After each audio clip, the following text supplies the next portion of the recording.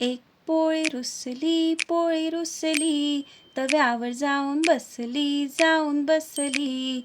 तिला लागले चटके फाळ, आईने सोडली तुपाची धार.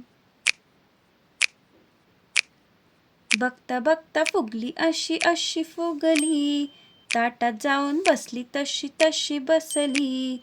सोबत वाढली भाजीची वाटी, कोशिंबीर आणि भात आमटी. शहाणं बाळ मट्टा जेवलं, रिकामं ताट घेऊन आईकडे धावलं. आईने दिली गुळाची पापडी, खेळायला लागलं आपडी थापडी. आईने दिली गुळाची पापडी, खेळायला लागलं आपडी थापडी. For more interesting content, like, share and subscribe to our YouTube channel.